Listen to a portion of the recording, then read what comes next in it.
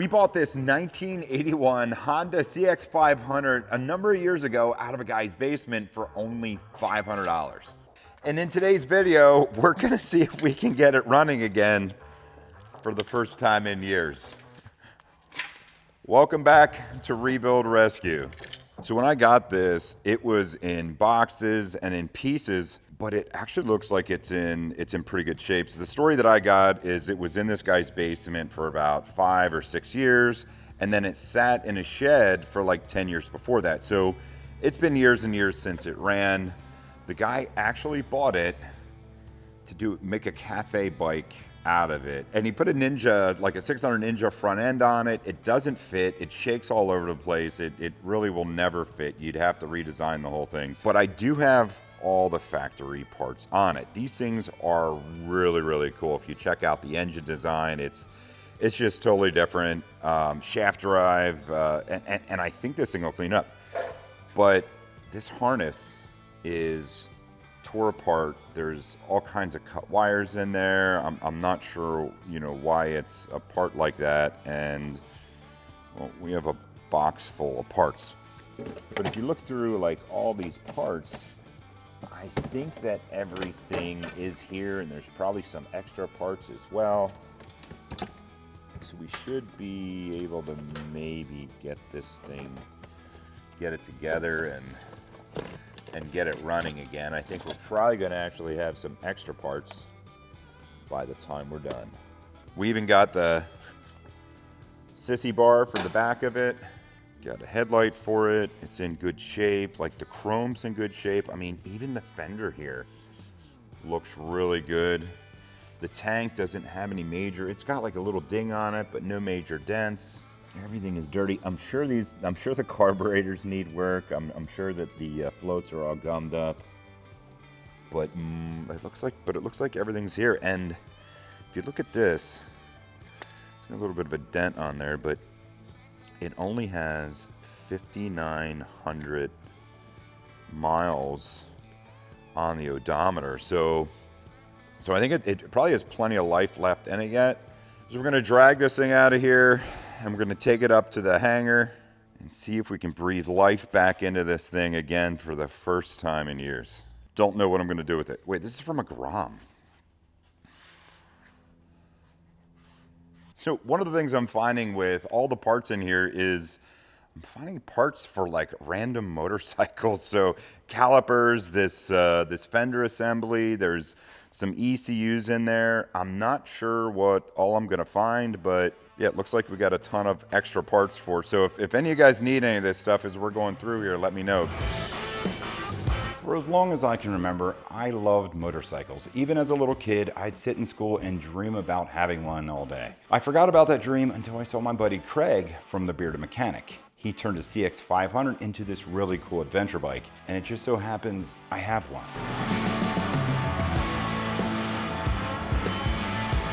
All right, so we got all the parts out, and as we're going over all the parts, as far as the original parts, we're missing a couple things from the Triple Tree. It looked like they're, the clamps and stuff. I think the handlebars are missing and a couple other items. And once we get this started, we want to be able to ride it, I think today or like soon. So we're not going to put all the original stuff back on it, but I would like to put the original stuff back on it at some point. So it looks like it's been at least like 13, 15 years since it's been since anybody's done anything with it. So it's been sitting, but a couple of good things that we did find out. What I thought was the harness, or what I was afraid was the harness, was not the harness for this. It was the harness to something else. Possibly whatever, these forks came off of the Kawasaki, but if you look, here's the Honda harness, and it even has the Honda key switch. Now, there's a couple things that have been cut, like this, this clamp here. Oh, you know what I'm realizing too? This is actually the other part of that clamp that would go up here that would hold the handlebars on. So if that's the case, because we have this piece that was cut off, it would actually still hold the handlebars on if we had some handlebars. We would just have to find some handlebars. The brakes on this work. It doesn't steer. You've got a good, 3 degrees either way.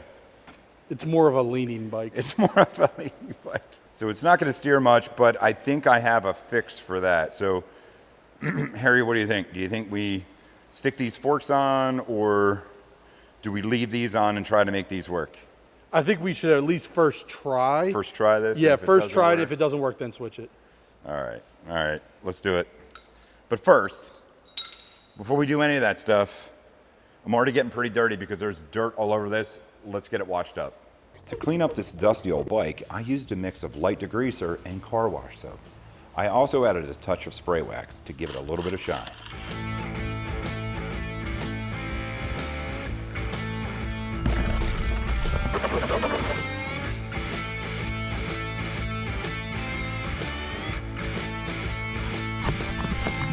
The Honda CX500 was introduced in 1978 and a huge step for Honda's V-twin and liquid cooling technology. The V-twin was a departure from Honda's typical inline-4 engine, and with its distinctive look, the CX500 set itself apart from the competition. But because of this look, it was also not a huge commercial success. No one can deny, though, that the CX500 paved the way for future advancements and was a great example of Honda's experimental spirit in the 70s and 80s.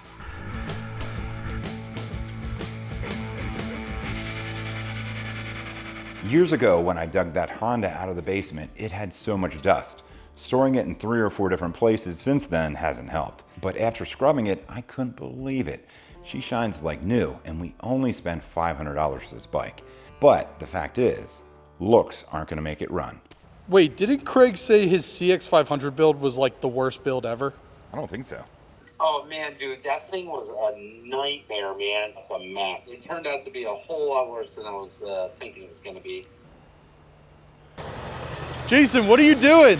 It's not that bad.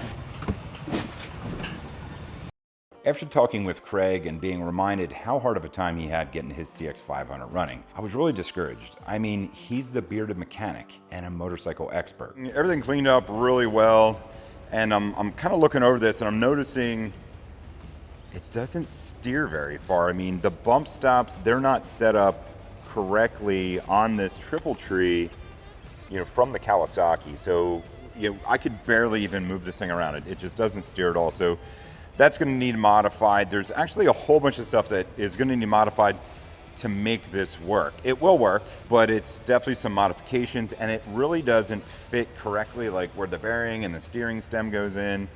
It doesn't really fit correctly. It's loose in there, and it's just not the best forks to build a cafe racer out of a CX500. And to be honest with you, I'm kind of thinking about sticking the stock stuff back on it and just making it completely stock again, so it's going to work right. But before we do that, we're going to check out the engine, because we have to make sure that we have air, fuel, and spark, and that this thing runs. I mean, for all I know, this thing could have sat underwater for like 3 years and the engine could be completely locked up. So we'll dig on that first and see what we got.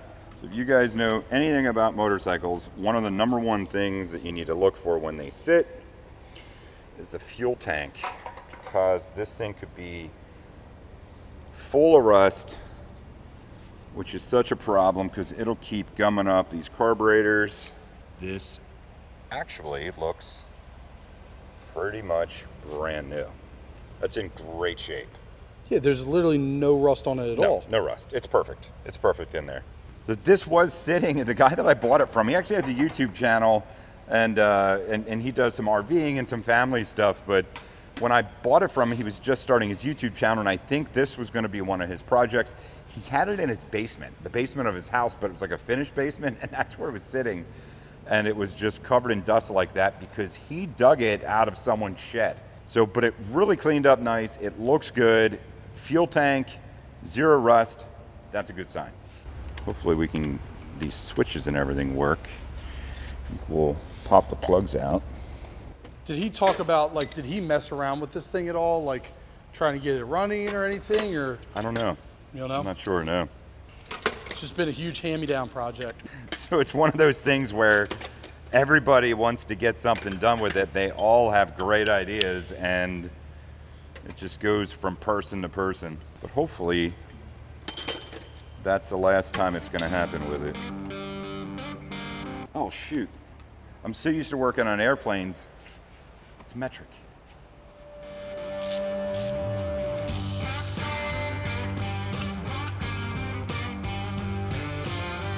Plug looks a little fouled, and it smells like really old fuel, but it looks to be in good shape.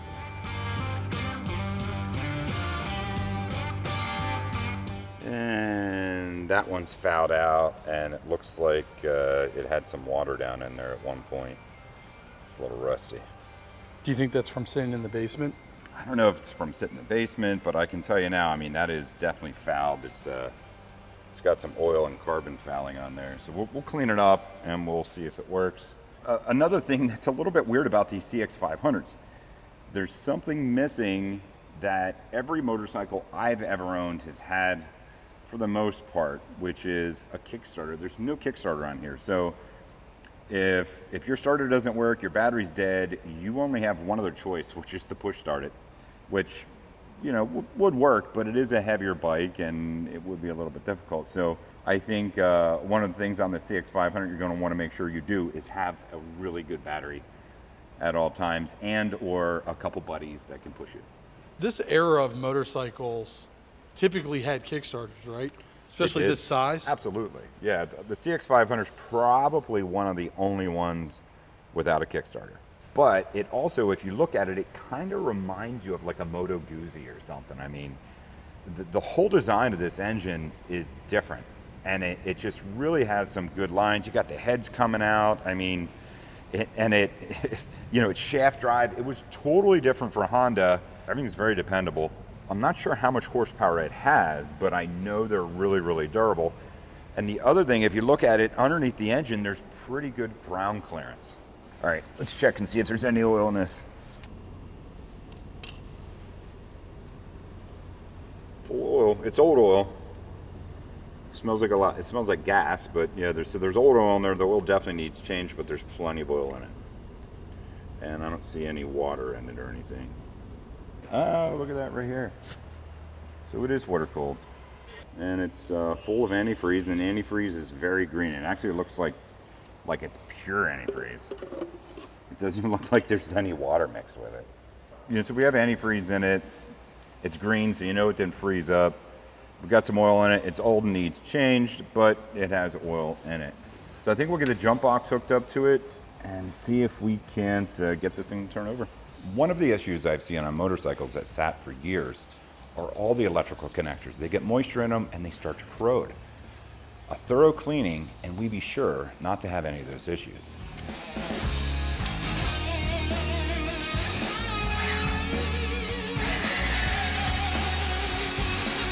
It's actually turning over really fast. Yeah, it sounds good. Like Yeah, the it sounds starter really sounds good. great. Do you have compression? Oh, there's tons of compression.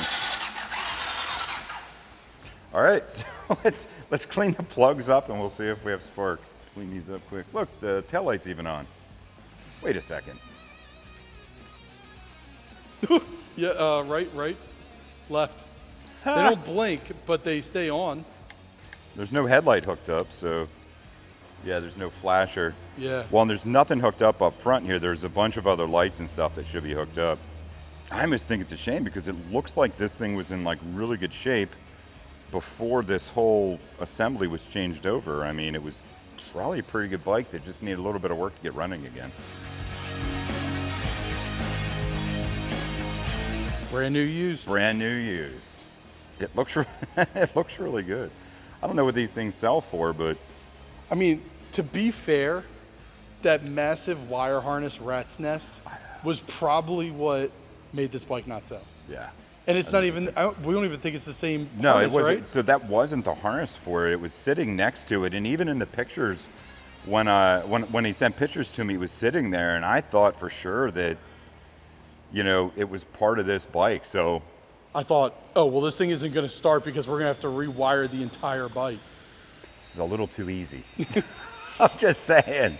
Since we're not sure how much this thing's been ran or how long it's sat or any of that stuff, I'm going to put a little bit two-stroke lube down inside the cylinders. Just going to turn it over a little bit.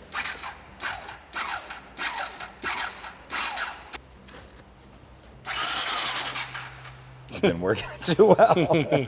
Good compression. Yeah, it's got really good compression, especially with a bunch of lubricant on the ring. So that does coat it. You know, it gets the cylinders coated, it gets the rings coated. It's just good insurance. I mean, I know this thing hasn't been ran in at least 10 years, if not longer. Who knows how long it's been. So it's just good to keep stuff lubed up. The one thing you don't want to do is you don't want to put lube in there and then put the plugs in and then have all of that going on too. So if you do throw some lubricant in the cylinders, make sure you run them without the plugs in for a while. All right. Oh, we forgot to check for spark. So now we're going to check for spark. Can you put your tongue on that, Harry? Yep. Oh, wow. Look at that. All right, so we got air, and air is compression. So when I say air, fuel, and spark, obviously we need air coming through the carburetor or fuel injection, you know, whatever intake it has. You have to compress that air, and then you need some spark and you need some fuel, and it'll start. Now, if you guys know anything about these old motorcycles, these carburetors are usually gummed up. The floats are usually stuck. It's usually all corroded in there. But we're gonna just throw some fuel in here. We'll see if it'll start. I mean, chances are very slim. I mean, I'd probably give it a 20% chance.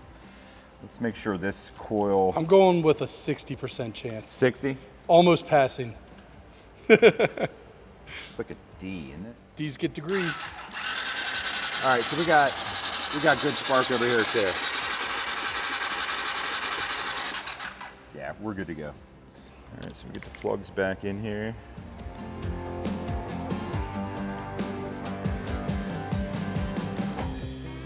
Nothing like a little airplane fuel in the morning. Stale airplane fuel. This is probably like 10-year-old fuel. I have no idea.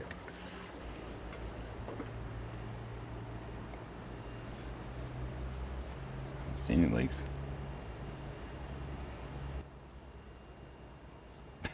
I don't know what we're waiting for. I'm like waiting for Nothing's something to happening. leak or something to go on, but so it's not leaking at all. There's nothing coming out of it. Yeah, I think we should back this thing up outside here and see if we can get to start. Just to give you an idea of what I was looking at earlier, this is the air filter that was on the CX500 originally. Now it was in pieces, but if you look in there, you can see there's rust in there. So there was definitely some moisture in there, and it looks like there was a mouse. I mean, this thing is totally corroded. I mean, it's ruined. So that's one of the reasons that I was so worried about if this thing would start or not, but cleaned up good. It's got good compression. It's got spark, and I think it might even have fuel. All right, so it's in neutral. We have everything set up. We get the jumper back. We have a jumper pack on here. It's actually a really big jumper pack. It's for like starting trucks, but it also works well for starting motorcycles, hopefully. We have everything all checked out. It should be good to go as long as none of this wiring is needed. Now, I did notice the choke here is really bent. Maybe I'll bend this back quick. All right, so we've got the choke kind of working here. See if we need it or not. All right, let's do it. Ready? Dude, what? Dude, what? Yo. It sounded good here. Yeah. Get it. See if it'll idle. That was crazy. I didn't even do anything. I was like, I didn't even turn the throttle.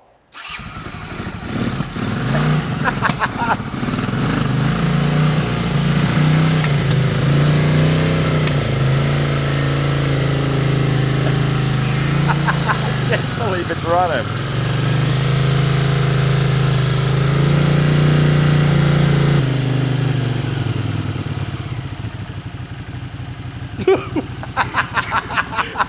Dude, that's amazing. We spent 5 minutes, 10 minutes, yeah, on this thing, and it's We're just really good mechanics. and it's running.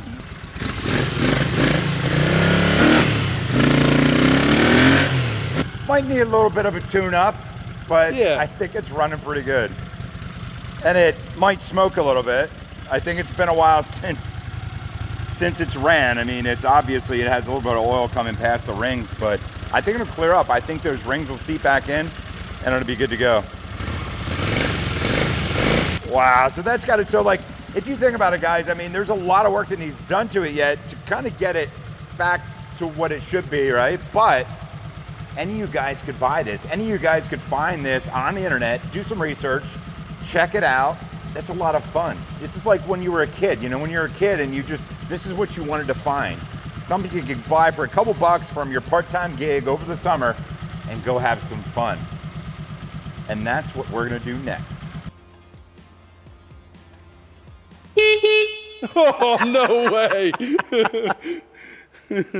Oh, Dude, man. that's awesome. All right, so we got this thing running. I thought it was going to take us all day, but literally, it was like 5 minutes. Yeah. So we spent like 5 minutes on this. I think we talked about it more than worked on it.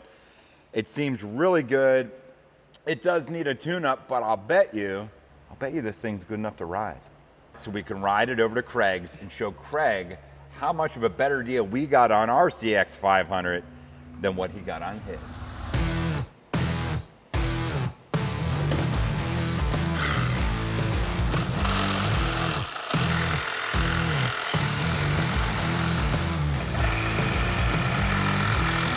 Before heading out on the road to visit Craig, Joe zip tied a few wires and removed the bump stops so we'd have better steering. And boy did it help.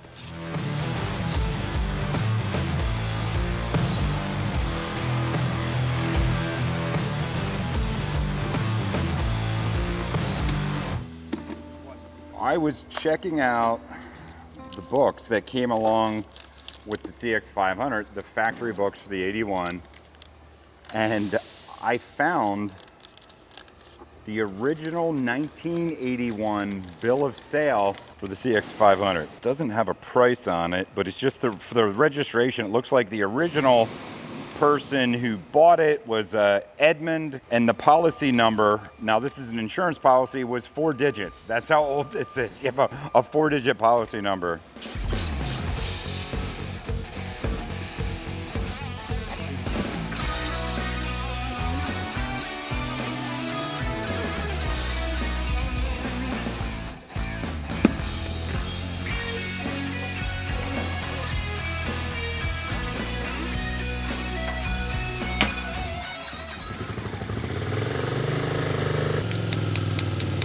Just need a little bit of carburetor adjustment. A lot of people don't know about that. Perfect.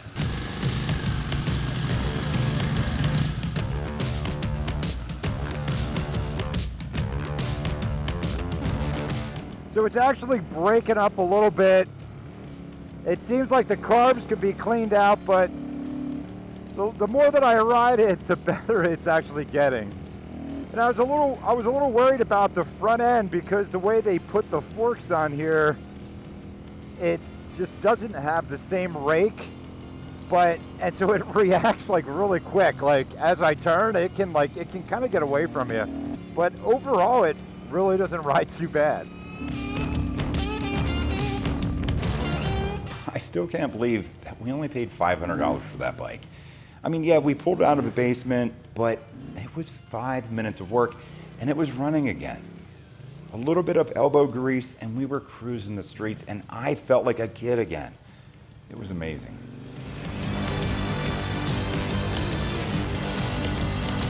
The brakes actually work really well. The rear, and especially the front, having these 2 big disc brakes on the front of this little bike, and considering it's a really light bike, it's not a sport bike at all, it will like almost throw you over the handlebars if you're not careful.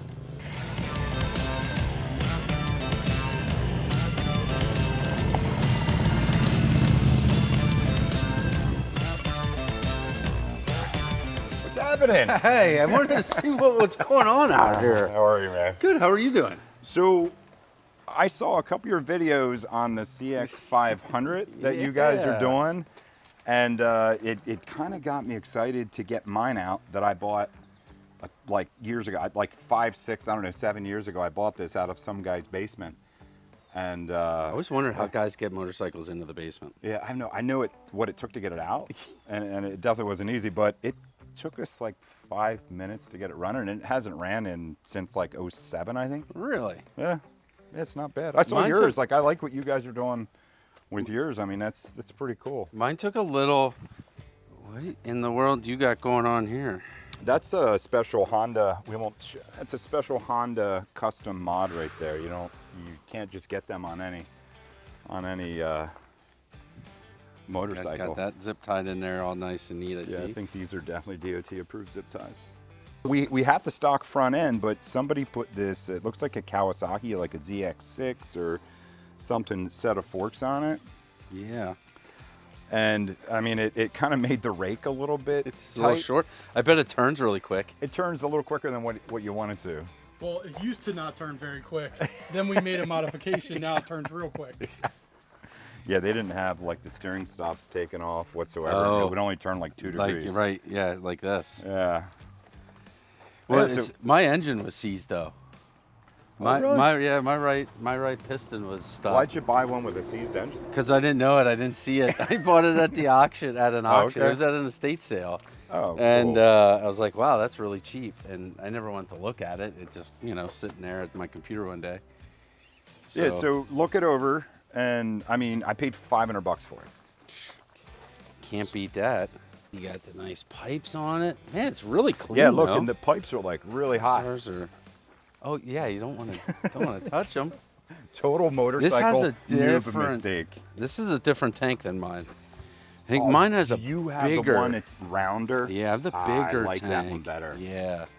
I like one's this. So really- I've been, ever since your video dropped, I remembered what I wanted to do when I got this way back then was I wanted to build a cafe racer.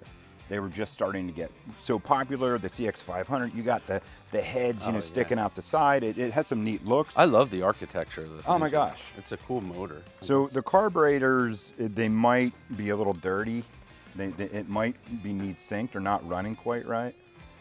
So Do you know how I did my carburetors? I flew BJ from Brickhouse Builds in here from Missouri to rebuild my carburetors.